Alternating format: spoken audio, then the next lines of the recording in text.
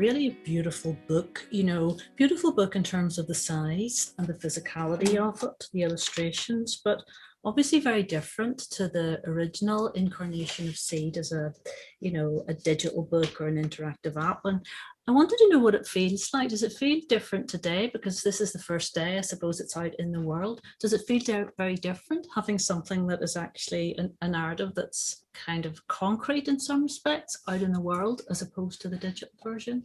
Yeah, I mean, yes, it is a beautiful object, and that is something that is really gorgeous to kind of just take hold of and feel. I suppose it's thinking about the difference between digital literature and physical print books, which I do love. I love the accessibility of both. They're very different kinds of technology. A book obviously doesn't need to be recharged.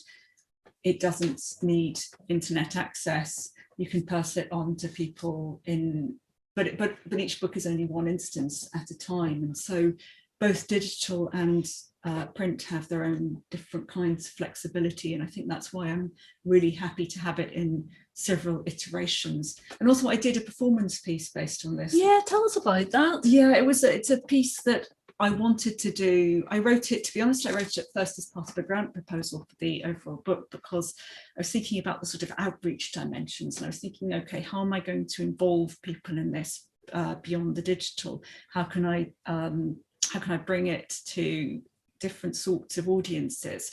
But then I found when I did it that it was something that was very important. I discovered it was something that I really wanted to do with this narrative, because it's so much about women's voices and things that go unspoken, whether it's because they're trivial or because they seem too terrible to mention or they seem too kind of shameful.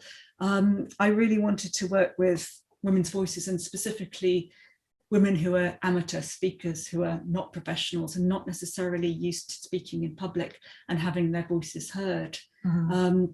So I put together a version of the text which lasts about half an hour, and I get together with readers on the day and workshop them. I've done it at quite a few venues.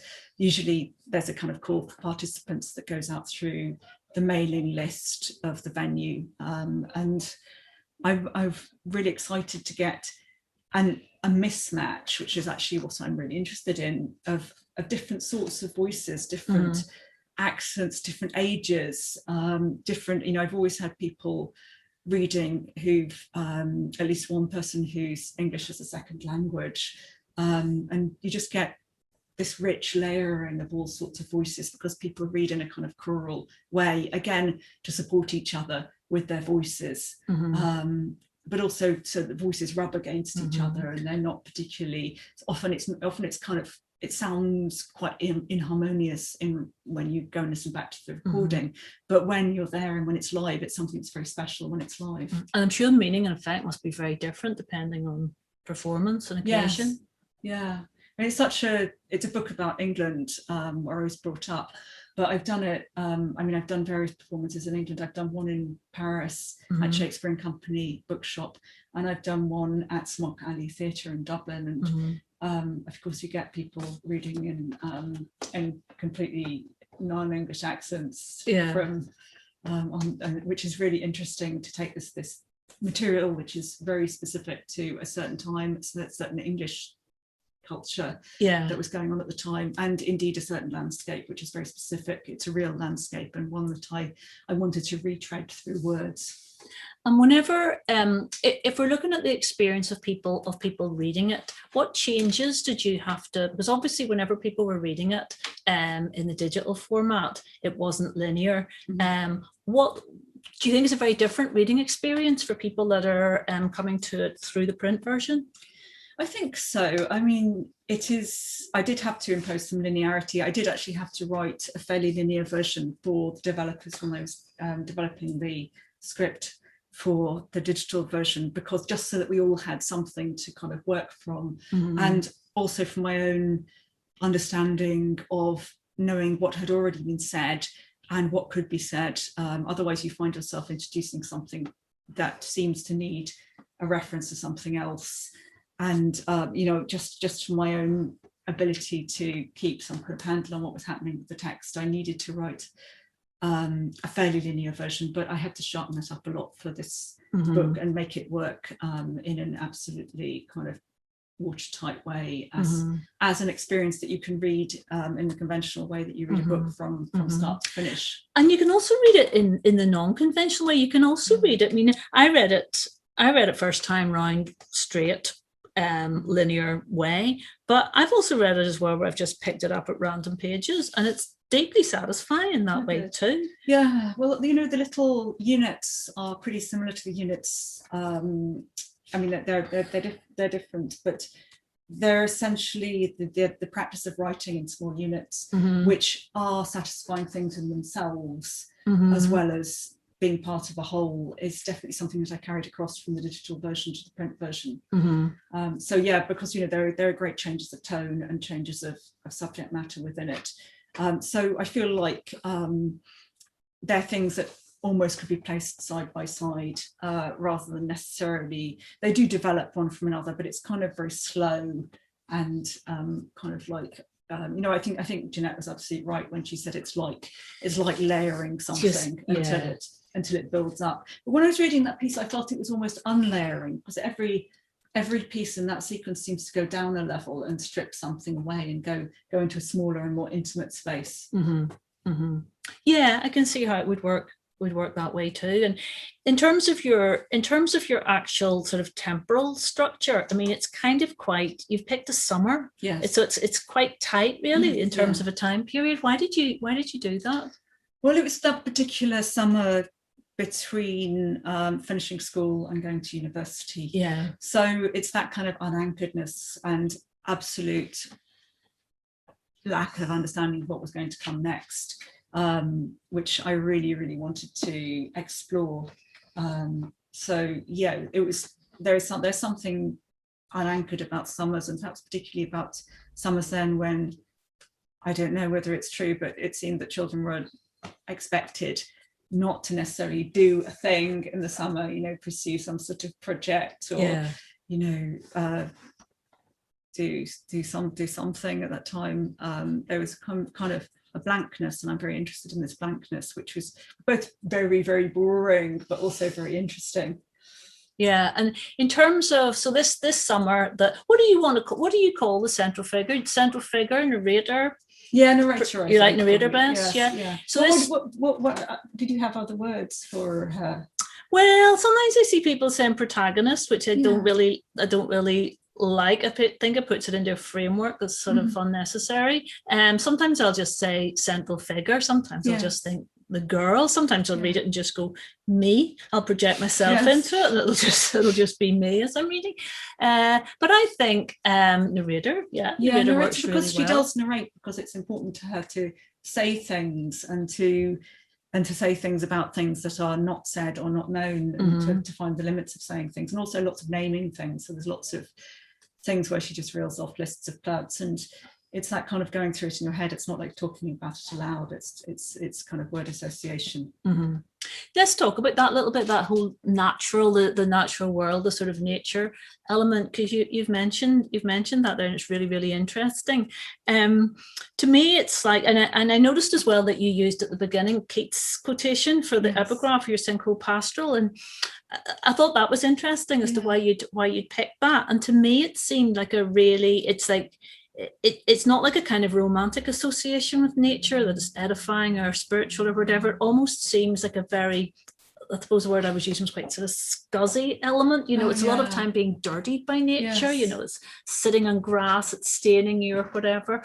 But also as well, it's a very, very sensory as well attitude to nature in terms of it sort of touching you. So that whole area was just so interesting. Yeah, I mean, the sort of nature that I really wanted to describe is, again, this idea of describing as kind of forming something, as making something appear, was a kind of nature, because I was like the girl in the story, I was a student of English literature, and I didn't find much in English literature that seemed to describe the kind of nature that I was living in, which was on the edge of a new town. So it was all the time being kind of prodded by humans, either in terms of farming, industrial farming.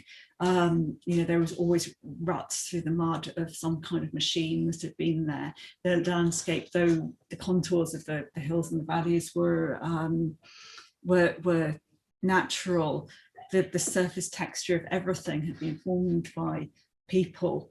And so you've got this kind of this sort of human intervention, which I didn't find described much in the things that I was reading for my A-level and my degree course. Of course, partly because of time, partly because I was reading things that were published and written before the mid-20th century, but also sort of the idealization of pastoral literature as, the whole pastoral as a place of kind of play and rest and authenticity, is just something that just seemed absolutely at odds in the countryside. With the countryside I lived cattery. Yes. Oh my God. Yeah. I did actually work in cattery. That's real life. I can, you can't describe that unless you've actually worked in unless you've worked shoveling cat shit for an entire summer holiday. That's a really particular experience. I can still smell it, years and years later.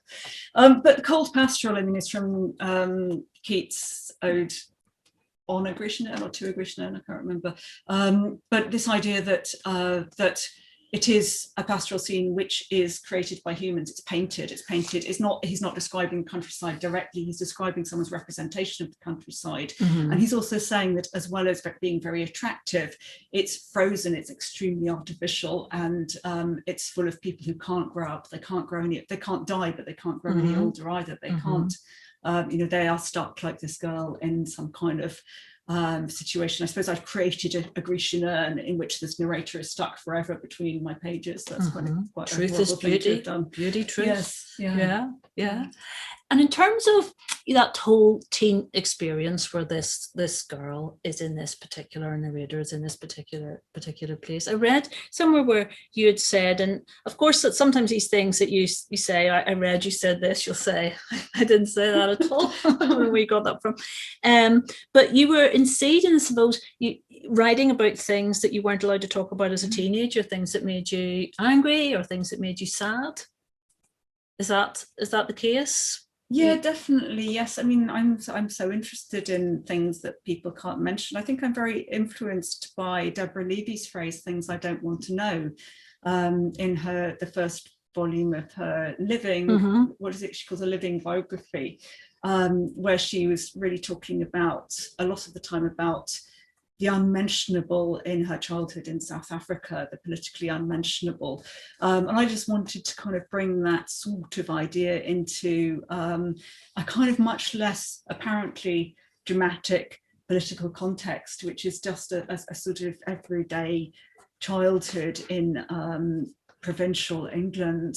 And yet, one that seemed to me, in retrospect, so extremely repressed by the inability to mention quite basic things about bodies, about sexuality, about potential, particularly for women, the inability to imagine themselves out of that situation, or only to be able to do it in certain ways, like in the shopping section, which I love fashion and I love clothes and I love the potential of dressing up, which and yet of course a lot of fashion is governed by impossible aspirations, both to do with wealth and to do with the sort of body and the sort of appearance that is allowed to dress like this.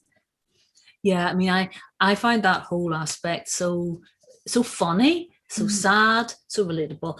Everything to do with, as you say, a sort of a celebration of women in terms of fashion magazine, but also as well a very prescriptive and diminishing quality of the fashion magazine as well. You have got the narrator buys the blue leather belt, and then it's like, oh, but it's not leather, so and she thinks it is, and then she feels diminished by the fact that she should have bought something else, even though she probably still likes the object.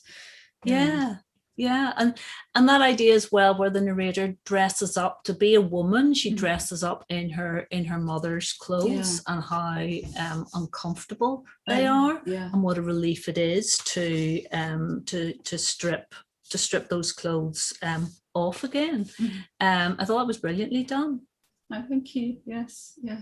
You know, and even as well, that kind of authoritative voice of the women's magazine in terms of all of the various different, you know, rules and regulations about where this, if if you can't afford the wool jumper, get the next best thing to wool or whatever. All the detail of that was and who are they talking to? Because I can remember, you know, I think I took this detail from some things I did read at the time, which is like, go to the second-hand shop, because, you know, the charity shops, you can find lovely men's cashmere sweaters. And it's like, not where I lived. Yeah.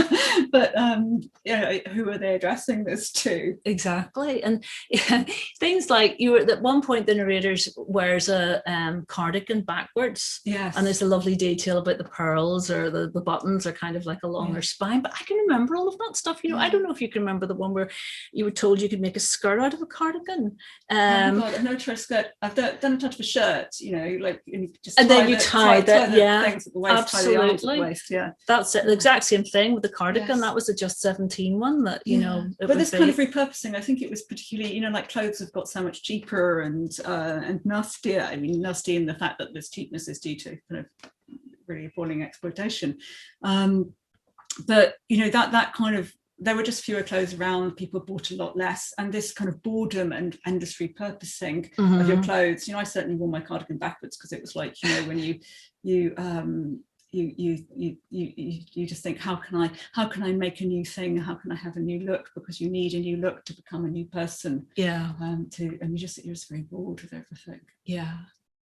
And in terms of trying to make sense of the world through books, I find that really interesting as well. The sort of emphasis on say, for example, A-level texts. Oh, yeah. The fact that the A-level texts, I think probably, I mean, I work in a school, and I can't imagine that the kids' A-level texts loom as large nowadays as they used to in trying to make sense of the world at all. Well, you know, as a teenager now, you've just got access to so much culture through the internet, rather than just what's accessible to you, because, you know, you literally had to buy culture. Then you could, you know, you could get the radio, but that was very much dictated. But then you either had to kind of go out and buy records or books or something. You could go to the library. You had to kind of make quite an effort to discover. And then there were limitations, and obviously limitations of money and limitations of what was in your local library. And you know, you couldn't contextualize these things at all. You couldn't go on the internet if you were doing an A-level in English and find like 100 different approaches to A Streetcar Named Desire or Othello or whatever. This year's set texts are, which I believe they are. Because my son just did it. Yes. Right. That's right. You're well up on it. Yeah. In terms of, like, one of the things I found really amusing was that Colette was one of the novelists, writers, that the narrator kind of uses to develop her understanding of an adult world. And I found that, because that was exactly who I picked too. I mean, I can remember reading Colette, and it was the novel Cherie, and just thinking, gosh, I'm getting a portal here into how adults operate. And I can remember as well saying to my mum, I'm into French things now. And I can remember what then she got from my room was a poster of like a Pierrot. Right? Yeah. And also like a Pierrot doll, which isn't really very Colette, I don't think, posters of Pierrots. But it was, again, being absolutely clueless, you know? And in a sense, that's just not what happens now, as you say. You know, you like a writer, whatever, even like singers, and, you know, they've got their list of 10 books, you know, out in the last year that they were going to recommend to us or whatever. So things are more accessible. But I wondered if you thought anything had been lost by having everything so readily available. You know, is there something actually really touching about the individual trying to, on the kind of wild path, I suppose you would say, coming across Colette or coming across these random things? Yeah, I mean, I'm not much of a nostalgist for that age, to be honest, because it did seem just very, very difficult to find out what you liked or what was allowed to you, what sort of cultures were out there that you could get involved in, that would be places that you'd feel comfortable or stimulated by.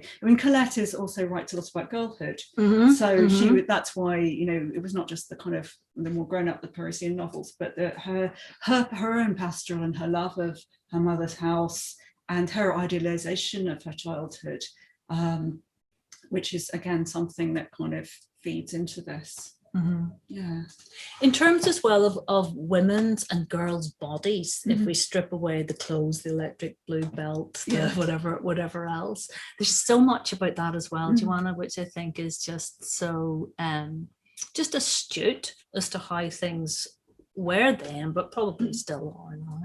I hope they're a lot better, because you know, there was such a lot of things that seemed completely unmentionable, and there was like no body positivity movement really, not that I noticed anyway, and so that there was this sort of strange kind of false consciousness, certainly at that age that I had, of what being a woman was, because you saw women on the telly or, you know, on adverts and things, and they seemed to be a particular thing, and they didn't seem to be very much like what I was at all, and so it was just crossing that gap seemed to be, it was like, you know, living on the wrong side of the mirror or something. It's just a very strange experience. I'm sure that it's, I mean, obviously it's still the case now, but there's still huge pressure. But there again, you know, you do see a wider range of women doing a wider range of things, and it is easier to imagine yourself into them. Yeah. In terms of that time as well, I mean, this is set in such a specific period of time. You know, there's references, you reference, you know, Chernobyl, there's CJD, you have got things like, you know, Band-Aid, the single referenced, Frankie Goes to Hollywood, Lax. So it's located so specifically in a particular time. Is there anything you want to say about that? Yeah, well, 1988 was such an extraordinary year. I think it was, you know, it was kind of locus complete height of the AIDS crisis. It was the year of, I think that year, both Chernobyl, Section 28, which is not mentioned directly, because that lack of mentioning, I think, is just a thing that sort of accompanies the book. And I didn't want to go into mentioning that, but I wanted the book to be a contextualization of that kind of repression. And Section 28, which forbade schools and councils to have positive images or positive narratives about gay lives. Extraordinary, and an extraordinary admission of the power of narrative as well. Yeah, so yeah, CJD, AIDS, that Chernobyl, yes, just this kind of fear of infection, of contagion, and also the link between contagion and information. So there's lots of bits that are paraphrased from informational leaflets about how to stay safe in these circumstances, or newspaper reports, what to avoid, interviews with people. You know, there's a sort of paraphrased interview that I found about AIDS, where, you know, that people were saying they look like just like everybody else. So this sort of contagion of language is something that I'm really thinking about, and almost as if the narrator lives in a world where if you mention something you could catch it. It's that sort of superstition. Yeah, and you can see that all those voices of the official voices, that all of the kind of public health service voices coming through, the voices of the magazines, you can just see all of those kind of impinging really on the narrator. And I wondered as well, you know, when I think back to that time, I just think how sort of, because obviously again it was whenever I was younger, you know, it was just so omnipresent, that fear. And you know, even our books in school, I can remember are with two poetry books, and one of them had like a mushroom cloud on the front, yeah. and had a whole section on war, and it was all to do with nuclear war.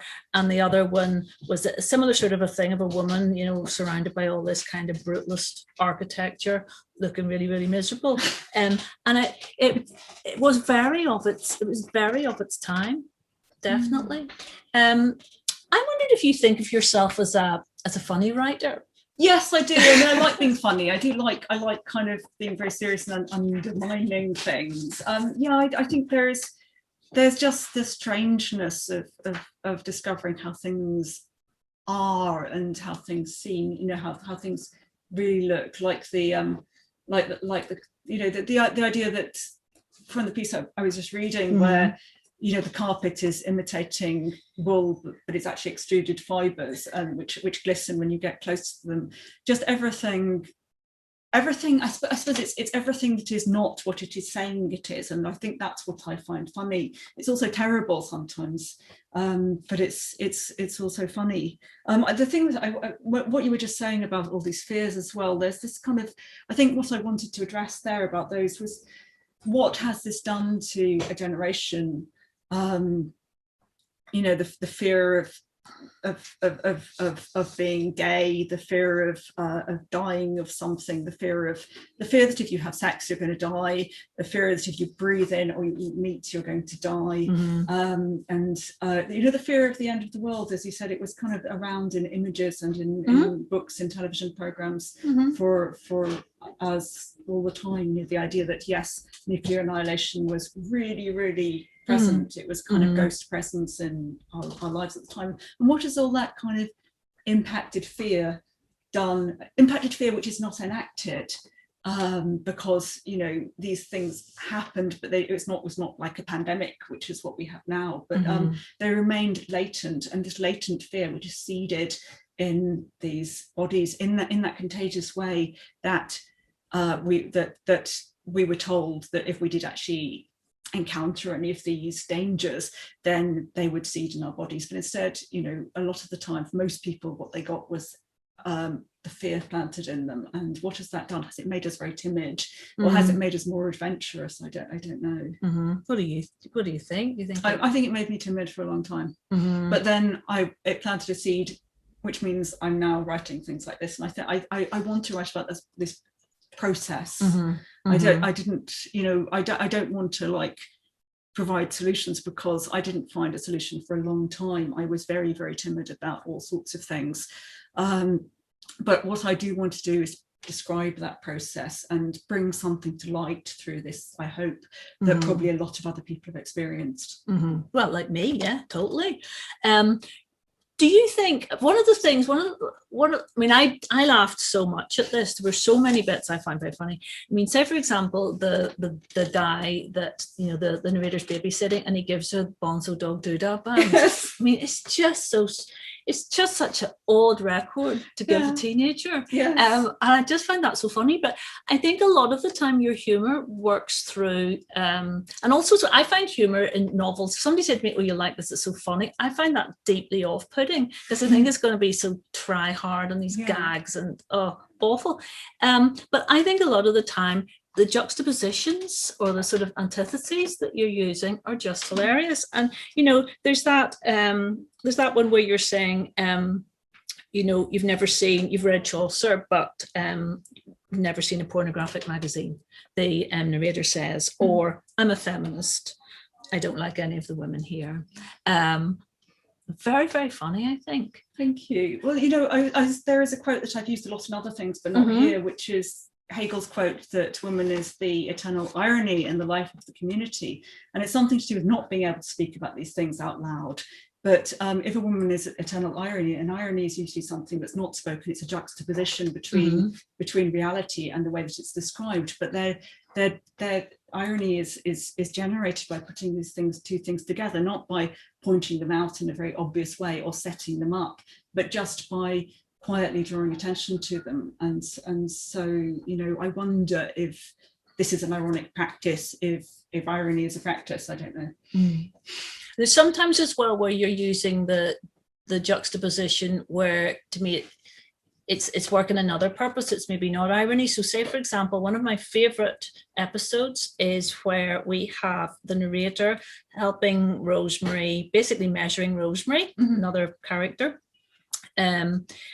for her dress that's going to be made, and that's cut with jury service. Yes. And to me, that was wonderful. Could you talk a little bit about that scene? Because it was or episode, because it was one of my favorites. Oh, great. Okay. Well, yeah. And what was it you particularly liked about it? What you thought was I particularly liked about right. What I particularly liked about it was in some ways what I think you're doing brilliantly is like a hyper realism, like a super realism, like the 3 paragraphs on the description of the carpet and the carpet back, right? But what you have there is a hyper realistic, super detailed description, even of like the tiny little hairs on Rosemary's breasts. Yeah. You've got the specific little details there, super specificity about the girl's body.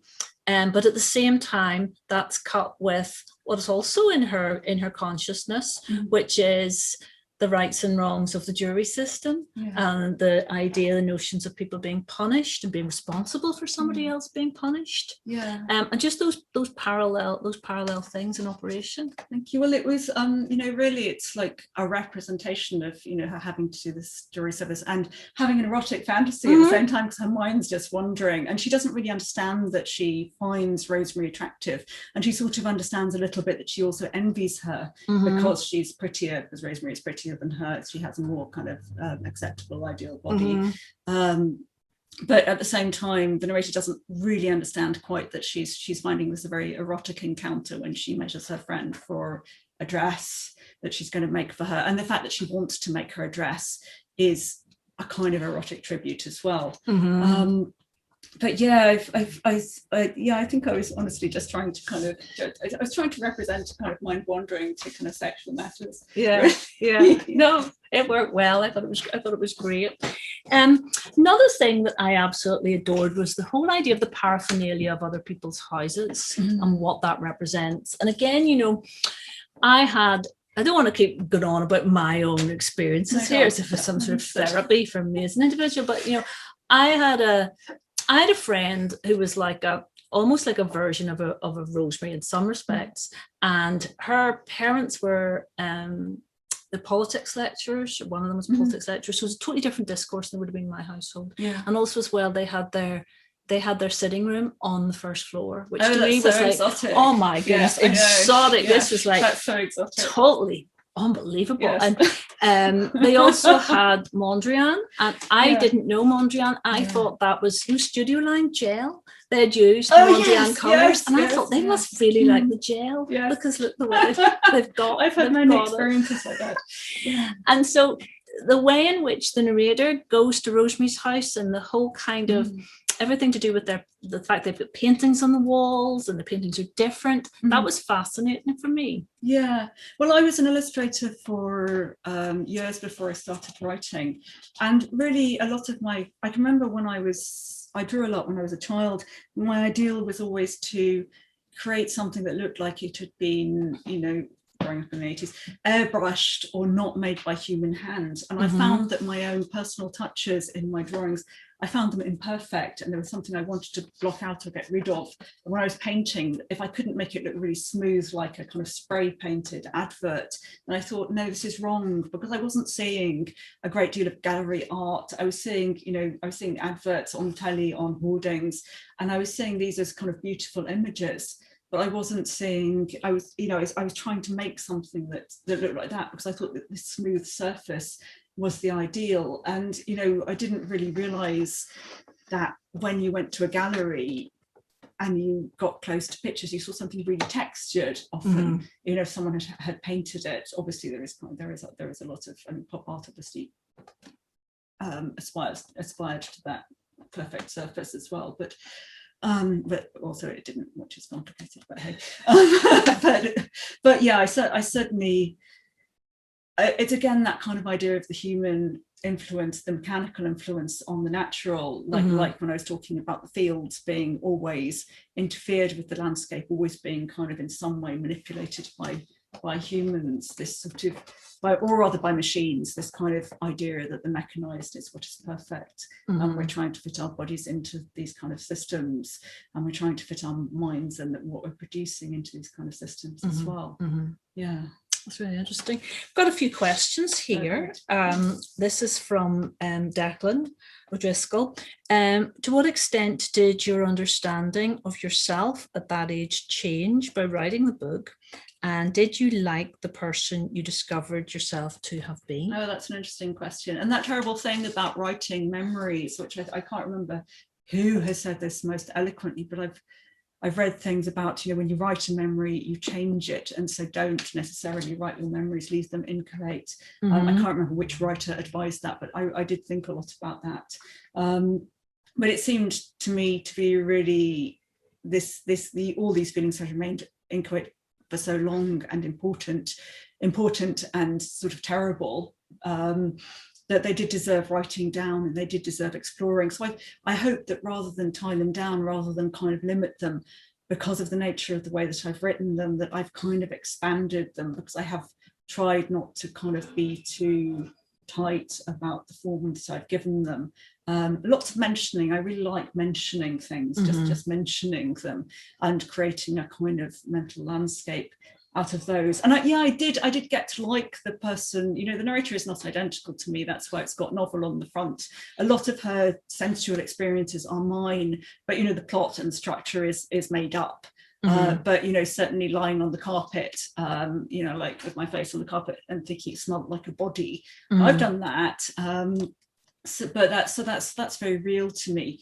But so yeah, I liked her attention to the sensual world. I think I liked her use of her body against objects and against the natural world, and I kind of liked her. Yeah, this Declan didn't mention this is just me, but legs, the number of times where you mention people's legs and the imprint the grass on the grass, or the feeling of a particular bus. So say when she's going to the jury service, the feel of a particular type of fabric against her legs, it's so specific. And that interaction with an environment is such a physical one. Another question, this is from Julian Hannah. Naming was mentioned. Could you speak a bit about the interesting tension and seed between naming and description by the narrator, and living in a place where nothing is spoken, everything seems to be unspoken or taboo? Yeah, there's a lot of, naming is a very basic kind of description, because a name doesn't really call anything. It calls something to being. It's almost like putting an object on a table, but it's not saying what sort of object it is or what sort of experience you can have with it. So naming, and I'm very interested in kind of the way that we're expected to absorb knowledge through facts, whereas knowledge can be quite experiential. In that bit where she was talking about the knowledge on the telly, which is like a quiz show where people are asked answers to things, and they either know them or they don't, and they don't have any experience of this knowledge, and the knowledge which is being asked for the competitors on the quiz show seems to be nothing to do with any of her experience. So she's trying to kind of think about, all right, what has value? Do facts have value? Does the fact that you can name, the capital of Mexico, does that have value, or does the ability to describe your own life have value? And so naming, I've used hopefully very evocatively in things like the lists of plants, which sound like a recitation. To me, at least in my own head, they sound like a recitation. They sound like her reciting these names to herself, invoking the plants to appear or mentioning them as they appear. But, I can't necessarily call to mind what these plants look like by reciting those names, though I did go through books, and I had a book at the time, I had the kind of, Penguin Book of Wild Flowers or something. I can't remember what it was called. I think it was really popular, that naming thing back then, like those I Spy books. Yes, where you had to name specific things and accrue points and so on through naming. Yes, yes. Yeah, and it's just like you can't actually have any knowledge of this thing merely through knowing its name. You know, it seems a very bizarre practice, and also a sort of almost superstitious practice. It's like a kind of form of magic. It's a form of invocation. Yeah. One of the things that, just on that naming aspect, there's the post that someone has vertically put SCX sex on. And that then becomes a kind of it's sort of a point of orientation, I suppose you would say, in that, you know, a lot of things they walk past or they, you know, meet or whatever at it, and the reader stands at it, and it just becomes I walk to SEX or I walk past SEX, and it kind of it kind of becomes that then it takes on the name of that thing, and that was done brilliantly, I thought. It's a kind of punctuation in the landscape. Yeah. But also, you know, I honestly didn't realize this. It's really stupid. But until I was talking on Cartwheel's Orchestra the other day, I just thought, okay, it's a post like that, and it says sex on it. It's really phallic. It's really phallic. I didn't think of that. It's amazing what you can write without kind of actually consciously thinking. I never thought that at all. It's so obvious when you say it, but you know, I never thought that at all whenever I was reading it. No, that's brilliant. Another scene that again I thought was brilliant was the party for the there's one the party for the baby, and the narrator's along at that, and the baby has got sort of a very sweaty back, and it's real awkward to be handed the baby, and the food is unpleasant, and everything about it just feels so kind of uneasy, awkward, difficult, and she's just wanting to escape at the end of that. Well, it's a family party, and it's about being, you know, as a teenager being taken to a kind of family party, and especially as a woman being expected to be interested in babies. And, you know, she's handed the baby, and the baby smells kind of sour, I think she says, which, you know, obviously it's kind of like, it's probably wet its nappy or something. And it's just like, you know, I can remember this experience of being expected to be naturally interested in babies and to take a place within this kind of hierarchy of women, to look forward to this experience in some way, to be trained in it in some way by being, it's like being groomed for it. You're at this place where people are showing you how to live, how you're going to live. But you know, she just wants to get out of there at that time, and she does eventually just kind of leave. She just leaves. Yeah. And another episode that I particularly liked was the one where the narrator goes to the house of Rosemary's father and stepmother, and she kind of knows that these are the right sort of people, and she even says that these are the right sort of people, but she just doesn't feel that she's getting it. You know, they're saying things, and she's trying to isolate the words that they're saying to work out the meaning, or trying to work out the currency of what they're saying, and just isn't ever kind of cashing it in. Yeah, well, she's you know, she's very kind of socially aspirational in that she wants to leave her family. She wants to mix with kind of arty people. She likes Rosemary because her mother's a sculptor. She's arty, and she's got, you know, all these things. She probably has a sitting room on the floor, yeah, probably. And you know, she's also exotically divorced, the mother, and which was pretty exotic, frankly, from in the 80s. And she yes, it's that kind of, how do you fit into a milieu that you want to join, but you don't understand any of the vocabulary. You don't have any of the, you can't pass around the vocabulary like currency. And in that that sort of dinner that she goes to with Rosemary's dad and his girlfriend, she just kind of starts crying because she can't keep up with what they're talking about. She doesn't know what they're talking about. She doesn't have any kind of connection to it. And even if she sort of went along with the conversation, she wouldn't have had any kind of experiences that they're talking about. And they don't understand why she's upset by them passing social currency between each other, because they expect her to be like them, and they can't really see that she's not. Yeah, and I think it's even the custard's not the same, and I think there's those things that they just end up being just little signifiers. The fact that you've got bird's custard, which sounded like what you were talking about, that she was used to the yellow rubbery stuff, and then something that's got like like handmade custard with like vanilla pods and fresh eggs and everything. We have got another question, Joanna. That's a really long one. Yeah, this is from Colin O'Shea. Okay. Did the fact that you originally wrote Seed to be presented digitally and in a non-linear form as opposed to previous books change how it was written? So did you have a structure in mind as you wrote, or did you write the short pieces and assemble a narrative after that? I think I always start by writing short pieces and then assembling them into some sort of thing. And then I usually have to write things to make it work. When I put all the short pieces together, I realize there are gaps, or there are things that need to be bridged or linked so that some sort of sense can be made out of it. So that's really how I write everything, whether it's fiction or non-fiction. Even if I'm writing an essay for, like a journal or something, like a critical essay, then that's why I write my critical essays too. So I write everything like that, because I just think I want the important points, but I'm not going to let a narrative structure make me sort of start at the beginning and then lose the important points. I'm going to structure it around the important points. So I'm going to say, like, okay, I've written this with this point. Oh, maybe they should be this way around. And then how am I going to link this really important thing I want to get in to this one? Is there a link? Can they both survive in the same piece of work if there is no link?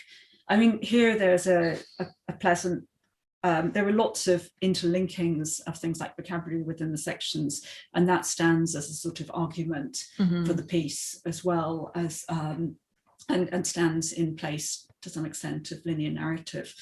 But I think it also works in the book, in the print book, because, and I hope it's a sort of challenge to the idea that you really have to have a very tightly controlled plot, that there are other ways of telling a story other than by concentrating on plot, but you can tell a story through recurring moods and looped things, and things which come back in modulated versions. I often think of music, although I'm not really a musician.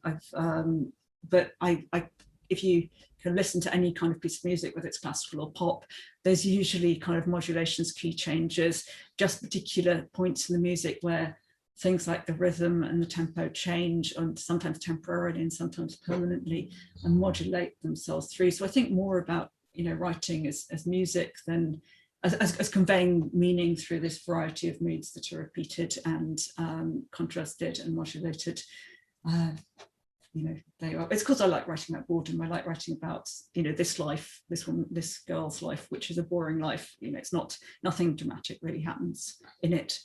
And a lot of things nearly happen that are kind of only dramatic on a regular sort of everyday life level. But most of the time they don't, and most of the time there's a withdrawing from an event, from an event that could have happened. I mean, she could have decided she really wanted to sleep with this girl and go into that area.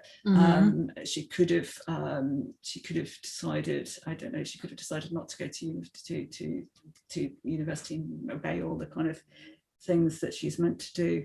I don't, there's a lot of kind of going up to the moment and then withdrawing from it. In terms of, I suppose, I mean, people want to write with big, grand plots, wonderful. If people don't, great too. And, the analogy you're using there, where it operates in terms of music with repetitions and modulations and movements in that sort of sense, it's not still a very satisfying, but that is a very satisfying thing.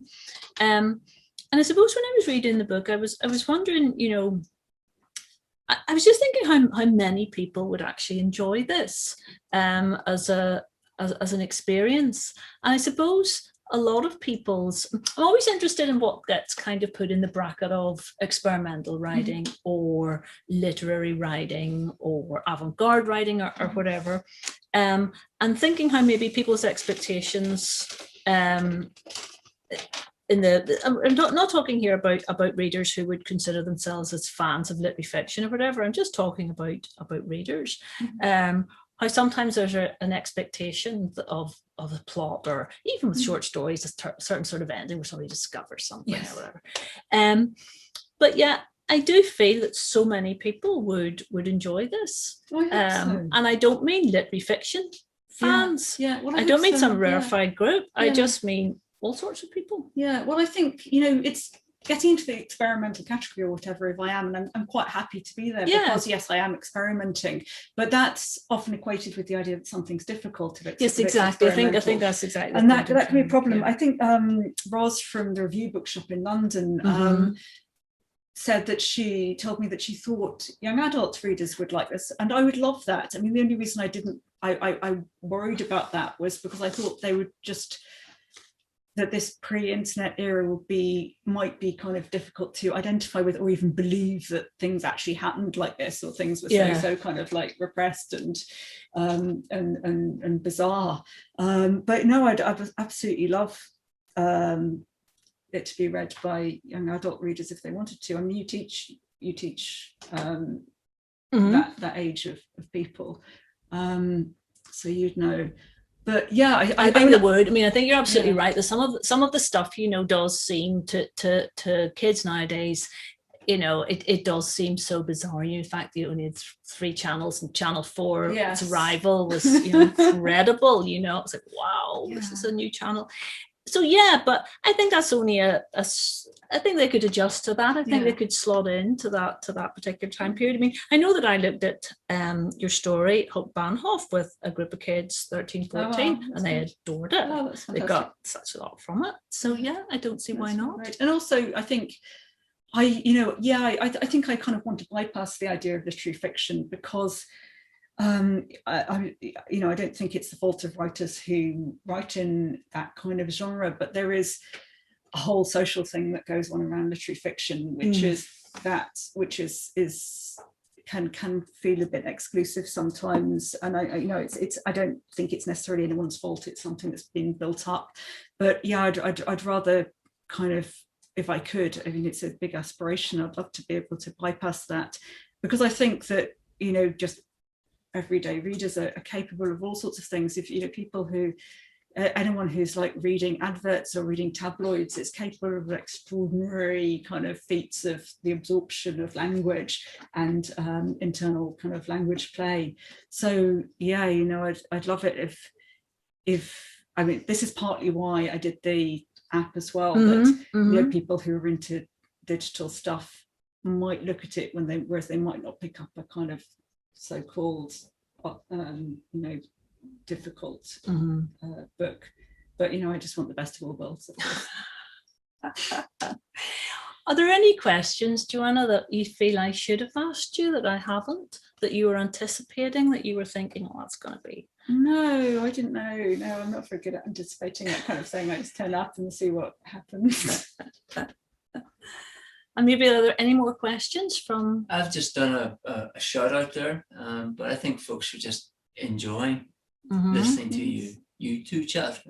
It's a reflection that there's not much chat going on between people, I think, because they're listening to you. How much time do we have left? Another 15 minutes if you want. Yeah, I mean, I could do another reading. Why don't you? I think that would be absolutely lovely. Yeah. Shall I read? I'll just have a look through. I have to think of things while I'm looking through. Okay, I'll read a bit about the painting, because we were talking about that kind of idea of Englishness and and literature and representations of nature. So I'll just have to find it right, I think, before here. We're just getting confirmation that everyone's enjoying the chat here. I'm very glad. That's good. That's good. I'm sorry, we're out of chat. Okay. God, I can't remember anything else in this book. That's the problem with writing something where it's I mean, it does matter what comes first, but not in such a direct way. On Saturday night, we were there's it's like a cart horse orchestra. It's brilliant on a Saturday night where you can go online. And somebody mentioned George Shaw, and I wondered what you thought about that in terms of that type of it's a type of in some ways it is a type of a very English, very, very English pastoral, but one that is kind of messed up a little bit, you know. I love George Shaw. I think he's brilliant. I was only introduced to his work recently because Isabella Straffen, I was talking to her, you know, who's a brilliant writer and artist. I was talking to her about this, and she suggested that I go and look at his stuff, and I, you know, it was in lockdown, I could only look at his stuff online. So I did, and you know, these kind of representations of, as I said, person-interfered nature of nature that's been interfered with by humans, and these kind of idyllic sort of natural scenes that have something scummy, something scuzzy, as you said, in them. Yeah, I find this place. This one, because I know it's really near after here. Sometimes it's difficult to navigate even from in a book when you've been I've been proofreading on PDF. I think that's the most recent version of, oh, here it is. Yeah, okay, I can read this bit. There's a great Gordon Byrne quotation about George Shaw, where he was saying that George Shaw would paint like the outside of a social club. Yes, yes, that's so great. That's what I want to do here. That's yeah, that's exactly. Yes. Well, I think, you know, that kind of came to mind, that, you know, he's painting the social club with the carefulness of someone painting Rouen Cathedral. Yeah. And I think, you know, say you get 3 paragraphs on carpet. Yeah. It's the same sort of thing. Yeah. Well, there's a lot of stuff about art and representations of England, both in art and literature, in this book, and I'm going to read a bit now. Brilliant. But I was really interested in, I mean, one of the artists that I appreciated when I was that age, I really liked Pre-Raphaelite art because of the bizarre overfocus, as you said, hyperrealism, the attention to detail, as though you can see every detail at once. And, you know, again, that's a sort of idealized pastoral, whereas, you know, what I'm, and then I talk about Turner as well. There's a reproduction of a Turner painting that comes into it, which just looks like a kind of mess of gravy because it's been reproduced so badly, and the narrator doesn't understand why she's not getting anything out of it. She thinks, oh, this is supposed to be art, I'm supposed to be finding it's beautiful. But this bit I'm going to read it. It is about a Pre-Raphaelite painting. Lovely. And this is a section called Float. There is another painting. It is on my teacher's wall in her school office. When we are at stream, me and Rosemary, we do not swim, we pretend. It is too shallow. We lie in it, the cold covering our backs and our sides, sometimes letting the water snake its way around our fronts, between our legs, over our waists where they dip. We push our hair out behind us, it flows to show the streams still flowing. We are just like the painting. She is a teacher of English literature. On her office wall, which is the office wall of the English department, is a girl lying in a stream. It is pasted onto board and varnished bright. You can see all the small leaves as if you could focus everywhere at once. The girl looks neither happy nor unhappy. She looks incapable of her own distress. She looks up into air. Her mouth is open, catching flies. We do not think of what we look like. But in the picture is one of the streams that is not ours. It is greener, lusher. There are willows athwart the bank. Athwart. It is in English, or is it is in England, or is it in English literature? We are not in England, I mean here in the valley, or we are not in English literature. In England, or in literature at least, there are punts, water meadows, cows, meadows, a chewing, a mooing to pass the time of way, a sleek, sinuous, full-bodied animal chasing and chuckling, gripping things with a gurgle and leaving them with all the birds of Oxfordshire and Gloucestershire. I'd rather reign with Edmund there than be all England's queen. What spires, what farms are those? Here in not England, the water's dark and you can't see beyond the bank if there's barbed wire, wheat stubble, a metal bridge, crumbled concrete. In the painting, there are plants I recognise, dog rose, leaf strife, that liberal shepherds call a grosser name, dock, unless I'm saying them wrong, but in the painting they are all discreet and not mixed as they are by the stream where we can't see what's rooted where. I cannot swim. We are reading English literature to tell us what England is. I've never lived in England. I've lived here all my life. Rosemary can swim. It might be a shallow stream like ours, her back, the girls, might be catching against the mud, the gravel, the long weeds. Otherwise, how would she float like this? But Rosemary lies on her back and floats under the bridge, and so do I. Brilliant. Oh, there's another question too, yeah, to come here. Can I ask you a question just before I print off this other question? You mentioned the representation of art there. Yeah. When you were very much involved with this publication, because not often do we have the writer of the book actually designing the artwork that goes on the cover and within the text. Mm-hmm. What motivated you to want to do that? Because a lot of writers don't want anything to do with the covers. I didn't know I was going to do it. I didn't know. I just started. I mean, I hadn't done any drawing for a long time because when I was an illustrator, I got into a situation which I actually think happens to a lot of illustrators, where you just start, because I've heard this from other illustrators, where you just find yourself doing work for work in reaction to, and it's quite difficult to develop an independent practice in the same way as a visual artist, unless you're very, very careful and keep an eye on that kind of thing. So I've sort of gone back to it after a long time, just thought, what if I just drew some things in a free form way, in a way that I wasn't, by the time I finished doing, I'm still illustrating, but I do very little of it. I just thought, what if I did something that wasn't in the style that I've developed as illustration, which I eventually felt a little bit kind of bound by, and just forgot about the fact that I have any kind of professional kind of coherence at that, and just did some things. And I just sent them to you, David, and you liked them. And so before that, I didn't know what we were going to use as the cover at all. Oh, you want to? Should we put them on camera? Yes.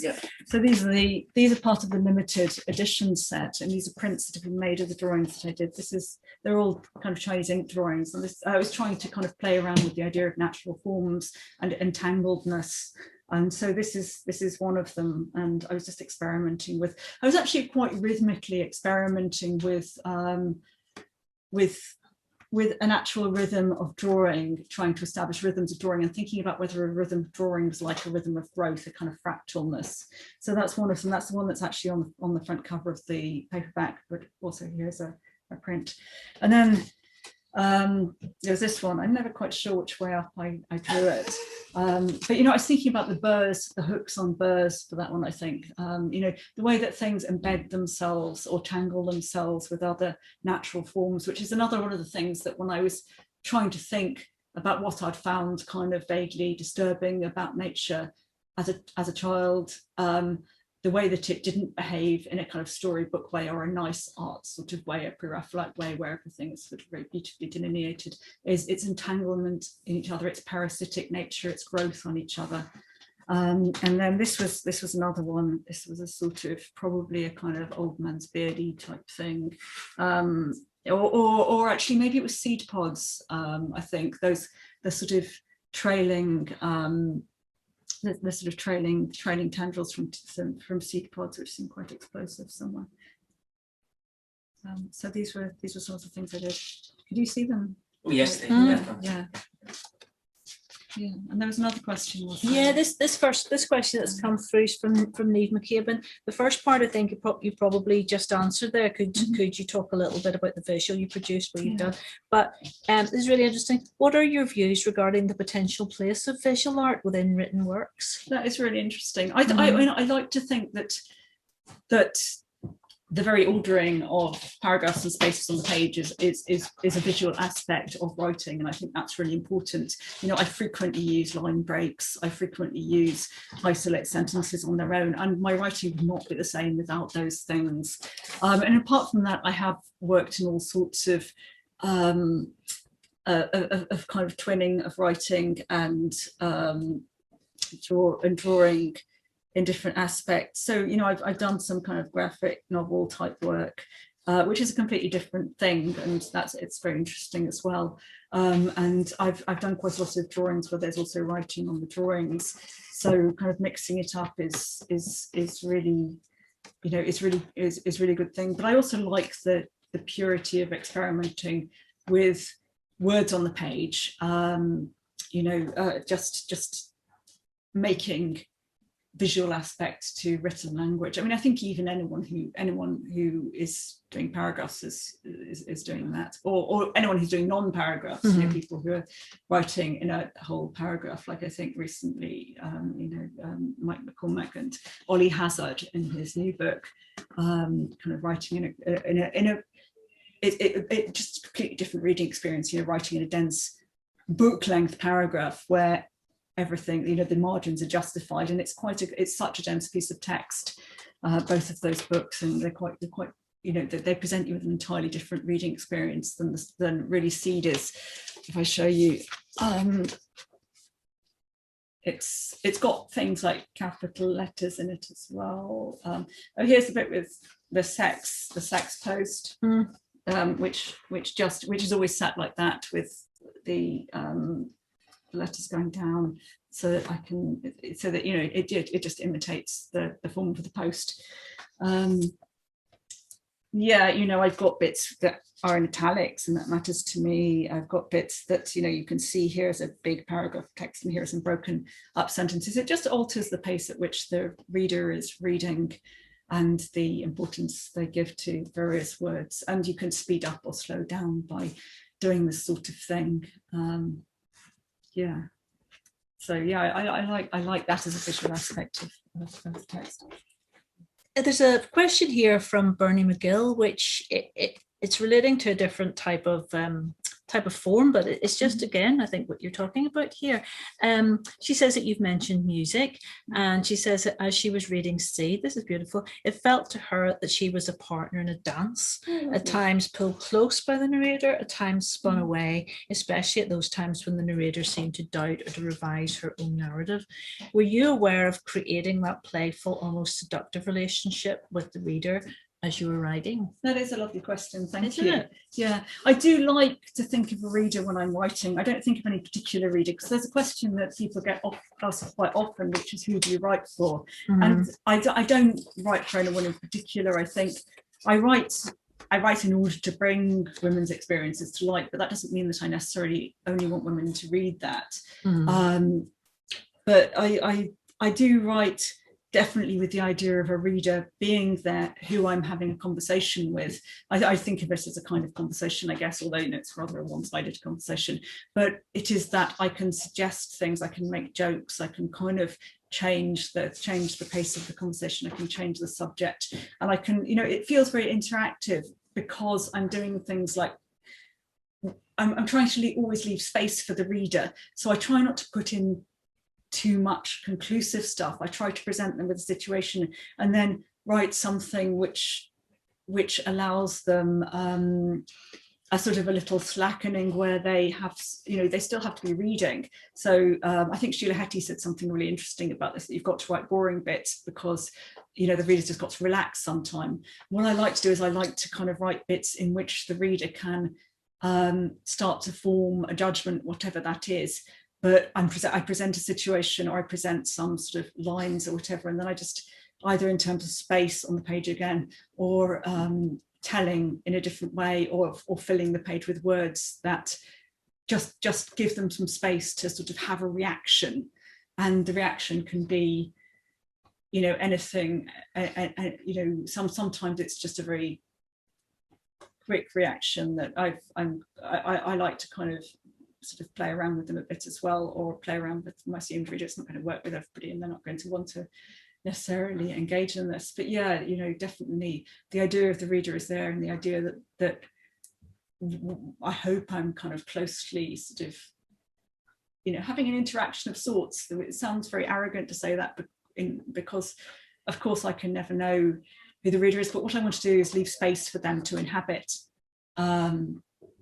what I'm doing in a responsive way. I leave space for their response, I hope. That's what I'm trying to do. Yeah, and I think that's, I can't speak for Bernie McGill, but I think from her question, that would certainly suggest that, you know, what you're doing there is the way in which she responded in that kind. So it has been a total delight to get to speak to you, and to talk about this brilliant book. And thank you so very, very much to the people that have asked questions here, because they have been really, really lovely. And just to say thank you again, Joanna. And thank you everyone at No Alibis for producing it so beautifully, and also for asking me to do it, because it's extraordinary to be asked by a publisher to do a book rather than like begging a publisher to do your book. No. Well, I want to jump in here and just say a few words at the end, and because it's absolutely impossible not to get emotional, because I have to say this is the first time we have had two authors in this shop talking about their work and fiction and literature in over a year. So this is the first, even though it's virtual, this is the first time we have physically had people in here talking about a book. So thank you so much. You've made me as a bookseller very happy, and as a publisher, all of us very happy. So thank you, and thank you all for attending. Yes. Now, of course, I am a publisher and I'm a bookseller, so here's the sales pitch.